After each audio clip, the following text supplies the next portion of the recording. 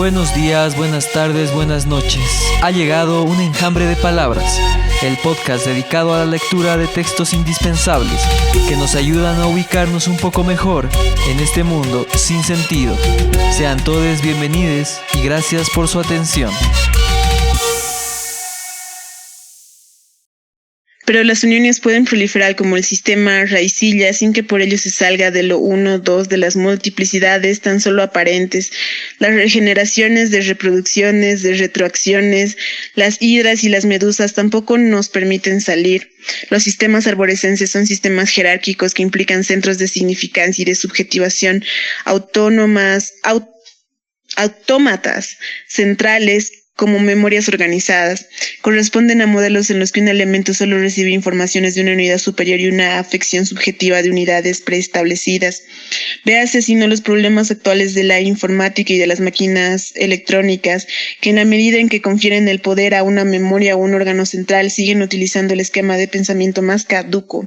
Así, en un magnífico artículo que denuncia la imaginería de las arborescencias de mando, sistemas centrados o estructuras jerárquicas, Pierre Rosenfeld y Jean Pitot señalan: admitir la primacía de las estructuras jerárquicas significa privilegiar las estructuras arborescenses. La forma arborescente admite una explicación topológica.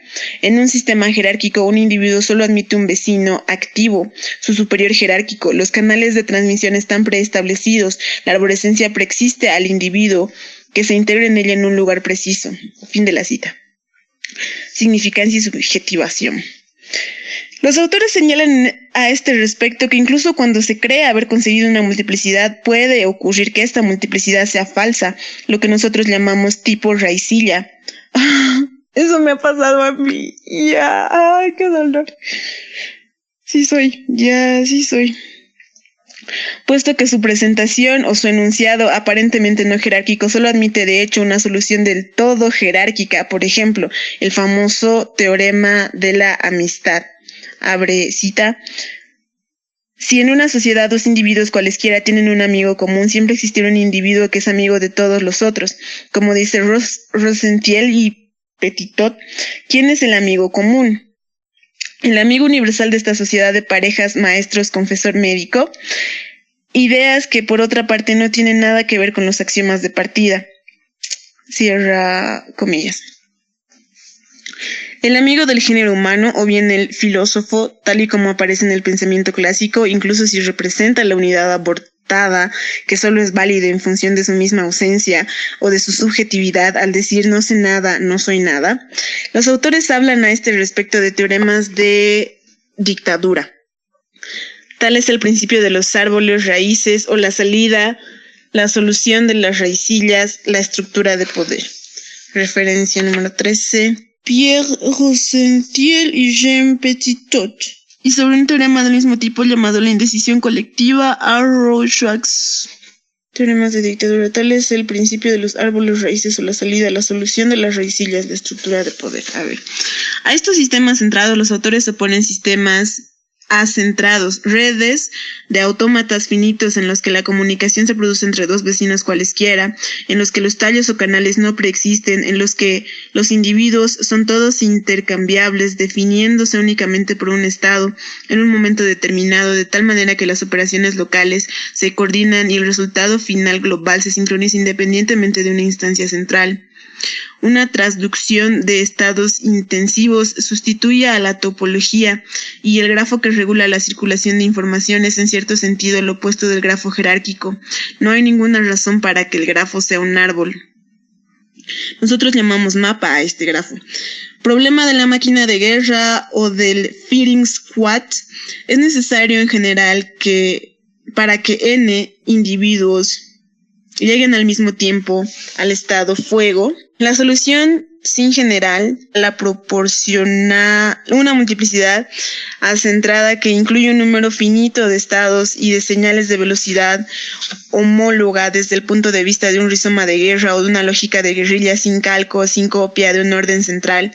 Se demuestra incluso que esa multiplicidad de agenciamiento sociedad maquínica rechaza como intruso social cualquier autómata centralizador, unificador.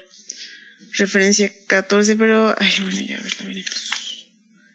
Veremos la referencia 14. Bueno, esto está bueno. IBIT. La característica principal del sistema acentrado es que en él las iniciativas locales se coordinan independientemente de una instancia central, realizándose el cálculo por el conjunto de la red, multiplicidad. Por eso, el único lugar en el que puede constituirse un fichero de personas es en las propias personas, las únicas capaces de llevar su descripción y de tenerla al día. La sociedad acentrada natural rechaza como intruso social el autómata centralizador.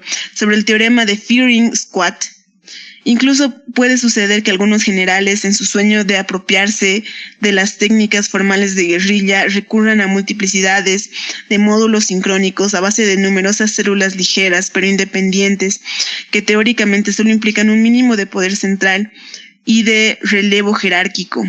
Esto me sirve para un artículo que quiero hacer, que no sé si lo voy a hacer al final, pero sí tiene que ver con alternativas políticas desde, digamos, esta propuesta de entender el todo como un flujo individual y tal, ¿no? Pero a ver. De ahí que N sea N1. Rosentiel y Petitot insisten en lo siguiente: la oposición centrado a centrado es menos válida que las cosas que designa que por los modos de cálculo que aplica a las cosas. Unos árboles pueden corresponder al rizoma o a la inversa, brotar en forma de rizoma. Por regla general, una misma cosa admite dos modos de cálculo o dos tipos de regulación, pero no sin cambiar singularmente de estado en uno y otro caso. Tomemos una vez más el psicoanálisis como ejemplo. No solo en su teoría, sino también en su práctica de cálculo y de tratamiento, el psicoanálisis somete al inconsciente estructuras arborescentes, a grafos jerárquicos, a memorias recapituladoras, a órganos centrales, falo, árbol falo. El psicoanálisis no puede cambiar de método. Su propio poder dictatorial está basado en una concepción dictatorial del inconsciente. El margen de maniobra del psicoanálisis queda así muy reducido, tanto en el psicoanálisis como en su objetivo. Siempre hay un general, un jefe, un general Freud. Por el contrario, tratando el inconsciente como un sistema acentrado, es decir, como una red mecánica de autómatas finitos, rizoma, el esquizoanálisis es capaz de llegar a un estado completamente distinto del inconsciente, y las mismas observaciones sirven para la lingüística. Rosenfield y Petitot consideran acertadamente la posibilidad de una organización centrada en una sociedad de palabras. Tanto para los enunciados como para los deseos, lo fundamental no es reducir el inconsciente, ni interpelarlo o hacerlo significar según un árbol. Lo fundamental es producir inconsciente y con él nuevos enunciados, otros deseos. El rizoma es precisamente esa producción del inconsciente. Resulta curioso comprobar cómo el árbol ha dominado no solo la realidad occidental, sino todo el pensamiento occidental, de la botánica a la biología, pasando por la anatomía, pero también por la nociología, la teología, la ontología, toda la filosofía, el principio raíz, ground, roots y foundations. Occidente tiene una relación privilegiada con el bosque y con el desmonte. Los campos conquistados al bosque se plantan de gramíneas, objeto de una agricultura de familias basada en la especie del tipo arborescente. También la ganadería que se desarrolla en el barbecho selecciona familias que forman toda una arborescencia animal. Oriente presenta otra imagen, una relación con la etapa y el huerto, en otros casos con el desierto y el oasis, más bien que con el bosque y el campo, una agricultura de tubérculos que procede por fragmentación del individuo. ¿Cómo Deleuze sabe eso? A ver, ¿cómo? Ya. ¿Cómo? Ya. Hay como, claro, muchos antropólogos que han estudiado los Andes toda su vida y llegan a eso, ubicas, pero es como que, ¿y cómo Deleuze lo sabe? Ya. Un abandono, una exclusión de la ganadería que queda confinada en espacios cerrados o arrojada hacia la etapa de los nómadas. Occidente, agricultura de una familia seleccionada con muchos individuos variables. Oriente, horticultura de un pequeño número de individuos relacionados con una gran gama de clones. No existe en Oriente, sobre todo en Oceanía, una especie de modelo rizomático que se opone desde todos los puntos de vista al modelo occidental del árbol. Haudricourt cree incluso que esa es una de las razones de la oposición entre las morales y las filosofías de la trascendencia, tan estimadas en Occidente, y las de la inmanencia en Oriente. El Dios que siembra y ciega por oposición al Dios que horada y desentierra, Horadar frente a sembrar. Referencia 15.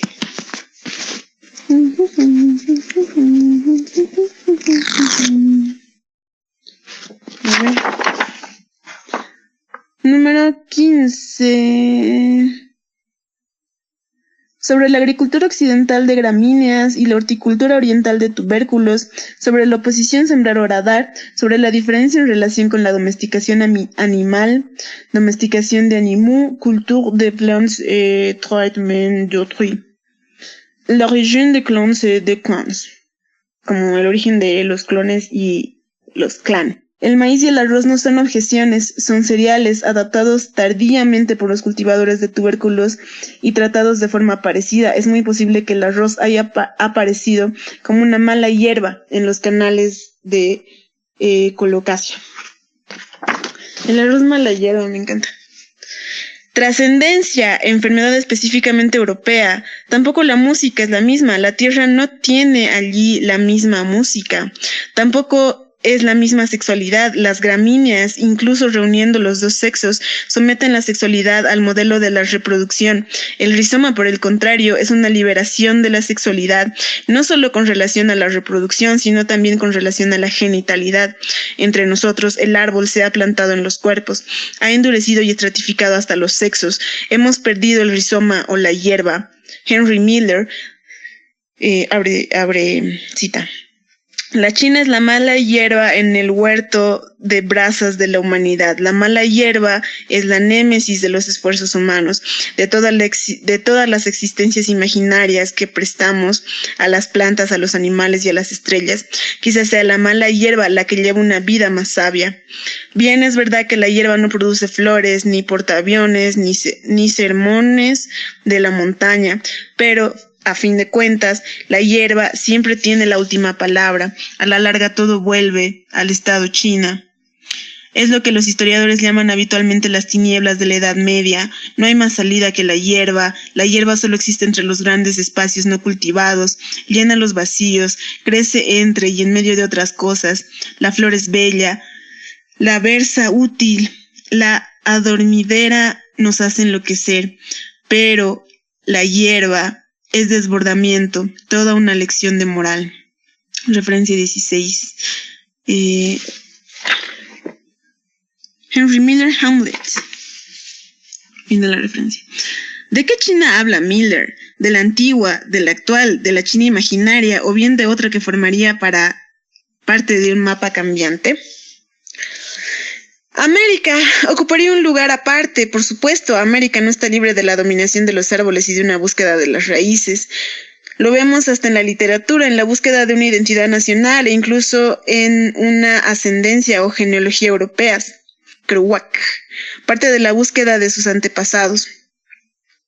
No obstante, todo lo importante que ha pasado, que pasa, procede por rizoma americano. Beatnik Underground, subterráneos, bandas y pandillas, brotes laterales sucesivos en conexión inmediata con un afuera. Diferencia entre un libro americano y el libro europeo, incluso cuando el americano anda a la búsqueda de árboles. Diferencia en la concepción del libro, hojas de hierba, pero en América hay distintas direcciones. En el este se lleva a cabo la búsqueda arborescense y el retorno al viejo mundo.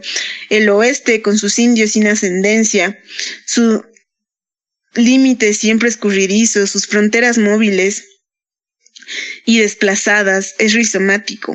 Todo un mapa americano al oeste, donde hasta los árboles hacen rizoma. América ha invertido las direcciones. Su oriente lo ha situado al oeste, como si la Tierra se hiciese redonda precisamente en América. Su oeste coincide con la franja del este. Referencia 17. Leslie Fiedler, Le Retour du Page Route. En este libro hay un hermoso análisis de la geografía, de su papel mitológico y literario en América y de la inversión de las direcciones. Al este, la búsqueda de un código específicamente americano y también una recodificación con Europa, Henry James Eliot, etc. En el sur, la sobrecodificación esclavista con su propia rutina y la de las plantaciones de la guerra de sección Cladwell-Faulkner. La descodificación capitalista que procede del norte, Dos Pasos y Dressier, el papel del oeste como línea de fuga en el que conjugan el viaje, la alucinación, la locura, el indio, la experimentación perceptiva y mental, la movilidad de fronteras, el rizoma, Máquina de niebla, la generación Beatnik. Cada gran autor americano hace una cartografía, incluso por su estilo. Contrariamente a lo que ocurre entre nosotros, hace un mapa que se conecta directamente con los movimientos sociales reales que atraviesan América. Por ejemplo, la localización de las direcciones geográficas en toda la obra de Fitzgerald. El intermedio entre Occidente y Oriente no es India, como creía Henry Court, es América la que hace el pivote y el mecanismo de inversión. La cantante americana Patti Smith canta la Biblia del dentista americano: no busquéis la raíz, seguid el canal. ¿No habría también dos burocracias, e incluso tres o todavía más? La burocracia occidental, su origen agrario, catastral, las raíces y los campos, los árboles y su papel de fronteras, el gran censo de Guillermo el Conquistador, la feudalidad, la política de los reyes de Francia, asentar el Estado sobre la propiedad, negociar las tierras mediante la guerra, los matrimonios. Los reyes de Francia eligen el lis porque es una planta de raíces profundas que fija los taludes. Ocurre lo mismo en Oriente, por supuesto. Resulta muy fácil presentar un Oriente inmanente y rizomático. El Estado no actúa allí según un esquema arborescense que correspondería a las clases preestablecidas, arborificadas y enraizadas en una burocracia de canales, por ejemplo. Un famoso poder hidráulico de propiedad débil en el que el Estado engendra clases canalizantes y canalizadas, lo que nunca ha sido refutado en la tesis de Wittfogel. El déspota actúa allí como río y no como una fuente que todavía sería un punto, árbol o raíz, más que sentarse bajo el árbol, abraza las aguas, hasta el árbol de Buda deviene rizoma, el río de Mao y el árbol de Luis.